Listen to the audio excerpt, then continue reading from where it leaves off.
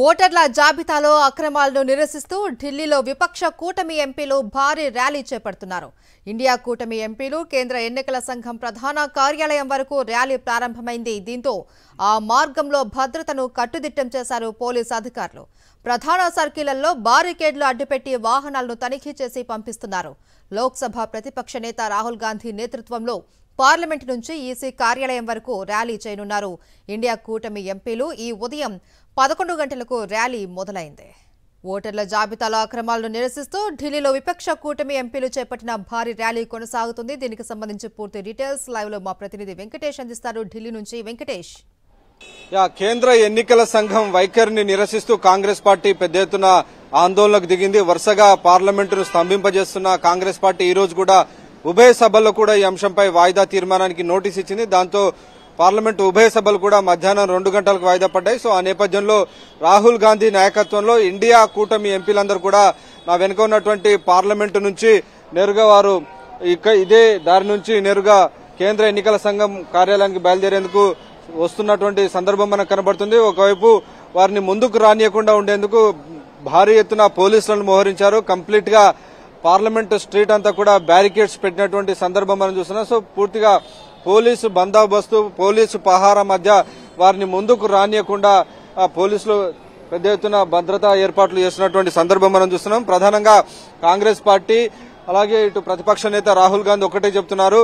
ఇటు కర్ణాటకలో బెంగళూరు సెంట్రల్ లోక్సభ ఎన్నికకు సంబంధించినటువంటి కొన్ని ఆధారాలను ఆయన ఇప్పటికే బయట పెట్టారు. బెంగళూరు సెంట్రల్ లోక్సభలోని మహాదేవ్పూర్ అసెంబ్లీ నియోజకవర్గంలో దాదాపు 1,00,000 ఓట్లను అక్రమంగా చేర్చారు. సో వివిధ పద్ధతుల్లో కొన్ని డూప్లికేట్ ఓట్లు, కొన్ని ఫేక్ ఓట్లు, అలాగే చాలా వృద్ధులైన ఓట్లను కొత్తగా దాదాపు 30,000 ఓట్లను చేర్పించారని రాహుల్ గాంధీ కొన్ని సాక్ష్యాలన్నింటినీ కూడా సమర్పించినటువంటి పరిస్థితి. సో ఆ సాక్ష్యాలపైన ఈసీ వెంటనే చర్యలు తీసుకోవాలని రాహుల్ గాంధీ డిమాండ్ చేస్తున్నారు. కానీ ఎన్నికల సంఘం మాత్రం రాహుల్ గాంధీ ఆరోపణలను కొట్టి పారేస్తోంది.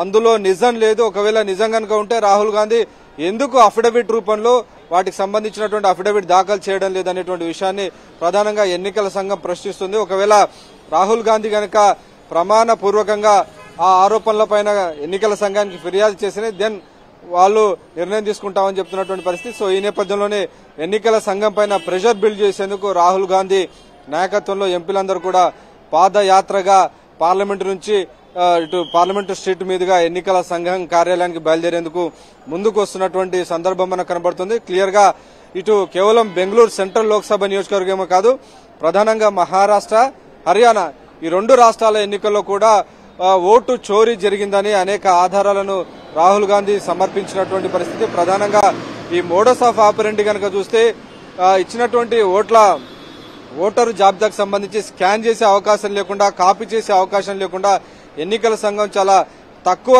క్వాలిటీతో ఉన్నటువంటి ఓటర్ జాబితాలో ఉన్నటువంటి ఓటర్ల పేర్లు గాని అలాగే వాటి అడ్రస్ గాని అస్పష్టంగా ఇస్తుంది. అలాగే ఆ ఓటరు సంబంధించినటువంటి ఇమేజెస్ కూడా, ఫోటోలు కూడా చాలా బ్లర్ ఇమేజెస్ ఇస్తుంది. సో ఫలితంగా వీటన్నిటినీ పరిశీలన చేయకుండా పోతుంది. కాబట్టి ఒక ట్రాన్స్పరెన్సీ లేదు. ఎందుకు కేంద్ర ఎన్నికల సంఘం ఓటరు జాబితాలకు సంబంధించినటువంటి సాఫ్ట్ కాపీని ఎందుకు ప్రొవైడ్ చేయడం లేదు, దాని వెనుక ఉన్నటువంటి మతలబ్ ఏంటని నేరుగా రాహుల్ గాంధీ ఎన్నికల సంఘాన్ని ప్రశ్నిస్తున్నటువంటి సందర్భం. సో ఎన్నికల సంఘం దీనిపైన ఎలాంటి జవాబు చెప్తుందని మనం వేచి చూడాలి.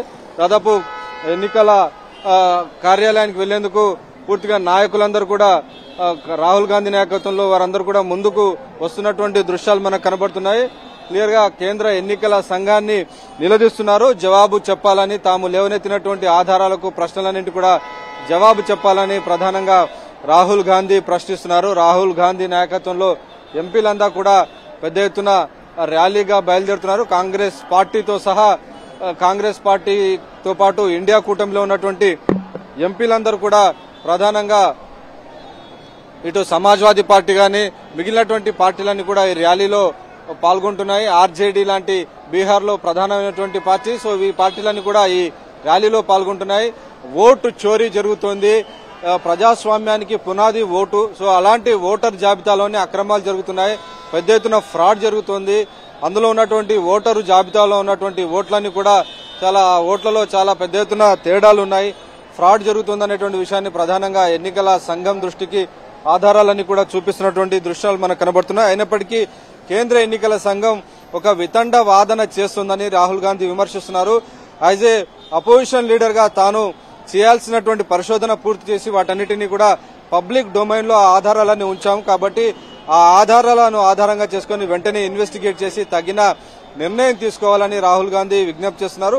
వాటితో పాటు గతంలో జరిగినటువంటి మహారాష్ట్ర, హర్యానా ఎన్నికలతో పాటు రాబోయేటువంటి బీహార్ ఇంటెన్సివ్ ఓట్ రివిజన్ సంబంధించినటువంటి ఎస్ఆర్ స్పెషల్ ఇంటెన్సివ్ రివిజన్ అయితే దాన్ని కూడా ఈ పార్టీలన్నీ వ్యతిరేకిస్తున్నటువంటి సందర్భం మనకు కనబడుతుంది. సో ప్రధానంగా ఈ స్పెషల్ ఇంటెన్సివ్ రివిజన్ ను వ్యతిరేకించడానికి ప్రధాన కారణం దీన్ని ఒక సిటిజన్షిప్ కు ఆధారంగా చేసుకుని ఎస్ఐఆర్ ను తీసుకొస్తున్నారు. ప్రధానంగా ముస్లిం ఓట్లను తొలగించే క్రమంలో భాగంగానే ఎస్ఐఆర్ ను ఇంట్రడ్యూస్ చేశారని ఇటు ఈ పార్టీలన్నీ కూడా కాంగ్రెస్ సహా విపక్షాలన్నీ ఆరోపిస్తున్నాయి. కాబట్టి మనం గత 2 వారాల నుంచి చూస్తున్నాం, పార్లమెంటు 2 వారాల నుంచి నడవడం లేదు. ఈ రోజు మరోసారి ఇదే అంశంపైన ఎన్నికల సంఘం పైనే టార్గెట్ గా చేసుకుని విపక్షాలన్నీ కూడా ఎన్నికల సంఘం పైన ముప్పేట దాడి చేస్తున్నాయి. అయితే బీజేపీ మాత్రం ఎన్నికల సంఘానికి మద్దతు ఇస్తుంది. ఒక రాజ్యాంగ సంస్థ పైన ఇలా లేనిపోని ఆరోపణలు చేసి దాని యొక్క విశ్వసనీయతను దెబ్బతీయదనేటువంటి విషయాన్ని ప్రధానంగా ఇటు బీజేపీ కాంగ్రెస్ పార్టీ పైన కౌంటర్ ఇస్తున్నటువంటి సందర్భం మనకు కనబడుతుంది. సో మొత్తానికి 2 అధికార విపక్ష సభ్యులంతా కూడా ఎన్నికల సంఘానికి కొంతమంది మద్దతుగా మరికొంతమంది వ్యతిరేకంగా ఈ ఆందోళన చేస్తున్నటువంటి పరిస్థితులు మనకు కనబడుతున్నాయి. రాబోయేటువంటి 1-2 నెలల్లో బీహార్ అసెంబ్లీ ఎన్నికలు రానున్న నేపథ్యంలోనే ఎన్నికల సంఘాన్ని మరింత పారదర్శకంగా, మరింత జవాబుదారీగా అకౌంటబుల్ చేసేటువంటి క్రమంలో భాగంగానే రాహుల్ గాంధీ నాయకత్వంలో ఇండియా కూటమి ఎంపీలందరూ కూడా భారీ ఎత్తున ధర్నా, భారీ ఎత్తున ర్యాలీ కొనసాగిస్తున్నటువంటి సందర్భం మనం కడుతున్నాం. కంప్లీట్ గా ఎంపీలెవరిని కూడా బయటికి రానియకుండా పోలీసులు బ్యారికేడింగ్ చేశారు. చాలా భారీ ఎత్తున 100ల సంఖ్యలో పోలీసులు ఉన్నారు. సో పోలీసులందరూ కూడా ఈ ర్యాలీని ముందుకు ఒక్క అంగుళం కూడా ముందుకు కదలకుండా వాటిని అడ్డుకున్నటువంటి సందర్భం మనం చూస్తున్నాం. క్లియర్ గా ఓటు చోరీ జరుగుతోంది. ప్రజాస్వామ్యానికి పునాది అయినటువంటి ఓటరు జాబితా, ఓటు ఫ్రాడ్ జరుగుతుంది. కాబట్టి ప్రజాస్వామ్యమే ఒక ప్రశ్నార్థకంగా తయారవుతుందన్నటువంటి అంశాన్ని వాళ్ళు వివరిస్తున్నటువంటి సందర్భం మనకు కనబడుతుంది. సో ఆ నేపథ్యంలోనే ఈసీ కార్యాలయానికి ఈసీ కమిషనర్లు నేరుగా 3 కమిషనర్లు ఉన్నారు కేంద్ర ఎన్నికల సంఘంలో. సో ఆ 3 కమిషనర్లు కలిసి దీనికి సంబంధించినటువంటి ఆధారాలను సమర్పించేందుకు ప్రయత్నాలను ఎన్నికల సంఘం కొనసాగిస్తోంది. ఎన్నికల సంఘం సమర్పించేందుకు ఇండియా కూటమి ప్రయత్నాలు చేస్తుంది. సో ఇండియా కూటమి చేసినటువంటి కాంగ్రెస్ పార్టీ ఇస్తున్నటువంటి ఆధారాలపైన ఎన్నికల సంఘం యాక్ట్ చేస్తుందా లేదా అనేది ఇప్పుడు ఒక క్వశ్చన్ గా ఉంది. ఎన్నికల సంఘం మాత్రం రాహుల్ గాంధీ లేవనెత్తినటువంటి అంశాలన్నిటిని కూడా కొట్టి పారేస్తుంది. అవంతా కూడా ఆ డేటాలో నిజం లేదు, ఆ పాత డేటా అంతా తీసుకొచ్చారని చెప్తోంది. ఆ డేటాలో గనక నిజం ఉంటే రాహుల్ గాంధీ ఎందుకు ఓతు తీసుకోవడం లేదు, ఎందుకు ఆయన ప్రమాణ పూర్వకంగా ఎన్నికల సంఘానికి ఒక అఫిడవిట్ ఎందుకు సమర్పించడం లేదని స్ట్రైట్ క్వశ్చన్ రాహుల్ గాంధీకి వేస్తున్నటువంటి సందర్భం మనకు కనబడుతుంది. కానీ కేంద్ర ఎన్నికల సంఘం వేస్తున్నటువంటి కౌంటర్లకు మాత్రం రాహుల్ గాంధీ ఒకటి చెప్తున్నారు. As a opposition party leader గా తాను రీసెర్చ్ చేశాను, రీసెర్చ్ చేసి దీనికి సంబంధించిన వివరాలను బయటపెట్టాను. కాబట్టి నిర్ణయం తీసుకోవాల్సినటువంటి బాధ్యత ఎన్నికల సంఘం పైనే ఉంది. కాబట్టి ఆ దిశగా ఎన్నికల సంఘం నిర్ణయం తీసుకుని ఎన్నికల ప్రక్రియ యొక్క క్రెడిబిలిటీని కాపాడాల్సినటువంటి బాధ్యత ఎన్నికల సంఘం పైనే ఉందని రాహుల్ గాంధీ చెప్తున్నారు. సో రాహుల్ గాంధీ చెప్తున్నటువంటి విమర్శలకు ఈసీ సమాధానం చెప్తుందా, ఈసీ తగిన సంతృప్తికర సమాధానం ఇస్తుందా అన్నది ఒక ప్రశ్నగానే కొనసాగుతోంది. అయితే వెంకటేష్, ఓట్ల చోరీ జరిగింది అంటూ ఇండియా కూటమి ఆరోపిస్తూ ఉంది. అయితే ఈసీ ఒక అఫిడవిట్ ని కోరింది. ఆ అఫిడవిట్ మీద ఏమాత్రం స్పందించట్లేదు రాహుల్ గాంధీ. ఈ నేపథ్యంలో మరి ఈసీ కానీ అటు బీజేపీ కానీ ఎలా స్పందించే అవకాశం ఉంది? క్లియర్ గా బీజేపీ మాత్రం కాంగ్రెస్ పైన దుమ్మెత్తిపోస్తోంది. కాంగ్రెస్ పార్టీ రాజ్యాంగ సంస్థలైనటువంటి ఎన్నికల సంఘం విశ్వసనీయతను దెబ్బతీసేటువంటి ఒక ప్రమాదకర చర్యలకు Rahul Gandhi పూనుకుంటున్నారు.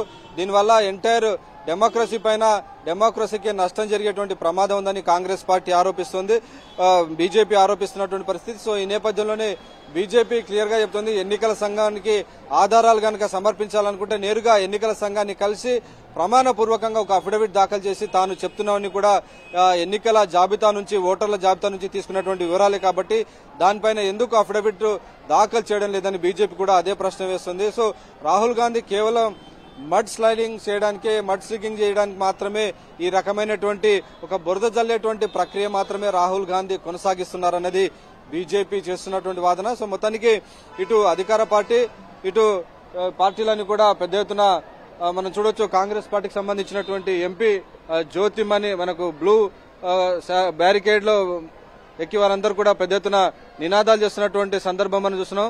So Congress party MP Jyothimani గాని మిగిలినటువంటి వారందరూ కూడా బ్యారికేడ్ల పైన ఎక్కి నినాదాలు చేస్తున్నారు. ఖచ్చితంగా ఈసీని కలిసేందుకు తమకు పర్మిషన్ ఇవ్వాలి, ఇటు పోలీసుల అడ్డు తొలగించాలని కూడా వారందరూ డిమాండ్ చేస్తున్నారు. సో ఎంపీలందరూ కూడా బ్యారికేడ్ల పైకి ఎక్కి ధర్నా చేస్తున్నటువంటి వాటిని పోలీసులకు ఈసీకి వ్యతిరేకంగా కాంగ్రెస్ పార్టీ ఎంపీలు అలాగే ఇటు టీఎంసీ ఎంపీ మహువా మొయిత్రా కూడా ఏకంగా బ్యారికేడ్ పైకి ఎక్కి తన నిరసన వ్యక్తం చేస్తున్నారు. కేవలం ఇది బీహారే కాదు, రాబోయేటువంటి రోజుల్లో వెస్ట్ బెంగాల్లో కూడా భారీ ఎత్తున ఇదే రకమైనటువంటి ఓటరు జాబితాకు సంబంధించినటువంటి సవరణ ఎస్ఐఆర్ చేయబోతున్నారు. సో ఇటు వెస్ట్ బెంగాల్ పూర్తిగా బంగ్లాదేశ్ కు చాలా సమీపంలో ఉంది. సో బంగ్లాదేశ్ నుంచి భారీ ఎత్తున చొరబాట్లు జరుగుతున్నాయనేటువంటి ఒక ఆరోపణలు ఉన్నటువంటి నేపథ్యంలో పెద్ద ఎత్తున బంగ్లాదేశ్ లో నుంచి వస్తున్నటువంటి ముస్లింలకు ఇక్కడ ఓటు హక్కు కల్పించి తృణమూల్ కాంగ్రెస్ పార్టీ తిరిగి తన అధికారాన్ని హస్తగతం చేసుకునేటువంటి ప్రయత్నం చేస్తుందని అక్కడ ఉన్నటువంటి బీజేపీ పార్టీ ఆరోపిస్తున్నటువంటి పరిస్థితి. సో ఈ నేపథ్యంలో ఈ అంశాన్ని, ఓటరు జాబితా అంశాన్ని ఇటు ఈ పార్టీ కూడా, తృణమూల్ కాంగ్రెస్ పార్టీ కూడా చాలా సీరియస్ గా తీసుకుని భారీ ఎత్తున ఆందోళన కొనసాగిస్తుంది. సో ఆ మేరకు ఎంపీలందరూ కూడా పార్లమెంటు భవనం బయటకు వచ్చారు. పార్లమెంటు భవనం బయట ఉన్నటువంటి పార్లమెంటు స్ట్రీట్ ఇక్కడ నుంచి సరిగ్గా దాదాపు 1 కిలోమీటర్ దూరంలో కేంద్ర ఎన్నికల సంఘం కార్యాలయం ఉంది. సో ఆ ఎన్నికల సంఘం కార్యాలయానికి వెళ్లకుండా ఇక్కడే పూర్తిగా ఎంపీలందరినీ ఇక్కడే నిరోధించేటువంటి పరిస్థితి మనకు కనబడుతుంది. భారీ ఎత్తున పోలీసుల బలగాలను, కేవలం సివిల్ పోలీసులే కాదు ఇటు పారామిలిటరీ ఫోర్సెస్ ను కూడా రప్పించారు. చూడొచ్చు ఇక్కడ ర్యాపిడ్ యాక్షన్ ఫోర్స్ సంబంధించినటువంటి వాటర్ గన్స్ గానీ వీటన్నిటిని కూడా ఇక్కడ పోలీసు వెహికల్స్ అన్నిటిని కూడా తరలించి ఎవరు కూడా ఒక్క అడుగు ముందుకు వేయకుండా పోలీసులు భారీ ఎత్తున భద్రతా బందోబస్తు చేసినటువంటి సందర్భం అయితే మనకు కనబడుతుంది. క్లియర్ గా రాహుల్ గాంధీ నాయకత్వంలో మాత్రం ఇండియా కూటమి ఎంపీలు ఈ అంశాన్ని చాలా సీరియస్ గా తీసుకుని ముందుకు వెళ్తున్నారు. ఎన్నికల సంఘం పైన ఒత్తిడి పెంచేటువంటి ప్రయత్నం చేస్తున్నారు. ఖచ్చితంగా ఓటర్ జాబితాలో కొనసాగుతున్నటువంటి ఈ అక్రమాలన్నీ కూడా ఫేక్ ఓటర్స్ గానీ, ఫేక్ ఐడీస్ గానీ, అలాగే ఫేక్ అడ్రస్లతో భారీ ఎత్తున లక్షలాది మంది ఓటర్లు చేరుతున్నారు. దాని కారణంగానే ఈ పూర్తిగా జయాపజయాలన్నీ కూడా తారుమారైపోతున్నాయి. నిజానికి హర్యానా, మహారాష్ట్రలో ప్రధానంగా ఒక విషయాన్ని ప్రస్తావిస్తున్నారు రాహుల్ గాంధీ. మహారాష్ట్రలో లోక్సభ ఎన్నికల్లో కాంగ్రెస్ పార్టీకి ఎక్కువ సీట్లు వచ్చాయి, మెజారిటీ సీట్లు వచ్చాయి. అదే అసెంబ్లీ ఎన్నికలకు వచ్చేసరికి పూర్తిగా ఫలితాలన్నీ తారుమారైపోయాయి. అసెంబ్లీ ఎన్నికల్లో క్లియర్ గా ఎన్డీఏ కూటమి విజయం సాధించింది. దీంట్లో మతలబు ఉంది. ఇందులో సాయంత్రం 5 గంటల తర్వాత జరిగినటువంటి ఓటింగ్ అంతా కూడా ఫేక్ ఓటింగ్ జరిగిందనేది రాహుల్ గాంధీ చేస్తున్నటువంటి ఆరోపణ. ఒకవేళ నిజమైన ఓటింగ్ కనుక జరిగి ఉంటే 5 గంటల నుంచి ఓటింగ్ ముగిసేంత వరకు జరిగినటువంటి ఆ సీసీటీవీ డేటా ఎందుకు ఇవ్వడం లేదని రాహుల్ గాంధీ ఒక సీరియస్ ప్రశ్న లేవనెత్తున్నారు. కానీ దాని వద్ద ఎన్నికల సంఘం వద్ద జవాబు లేదు. హర్యానాలో కూడా క్లియర్ గా కాంగ్రెస్ పార్టీ గెలుస్తుందని అనేక అంచనాలు వచ్చాయి. కానీ చివరికి ఫలితం పూర్తిగా తారుమారై బీజేపీ గెలిచింది. సో ఈ 2 ఎన్నికలను ప్రధానంగా రాహుల్ గాంధీ చూపిస్తున్నారు. ఓట్లను చోరీ చేస్తున్నారు. బీజేపీ చేస్తున్నటువంటి కుట్రలకు ఎన్నికల సంఘం ఒత్తాసు పలుకుతుంది. దాని ఫలితంగానే ప్రజాస్వామ్యమే ఒక ప్రమాదంలో పడేటువంటి పరిస్థితి తలెత్తిందని కొన్ని ఆధారాలను కూడా రాహుల్ గాంధీ చూపిస్తున్నారు. దానికి ఎన్నికల సంఘం మాత్రం ఇంతవరకు ఎలాంటి సమాధానం చెప్పడం లేదు. Right, thank you Venkatesh.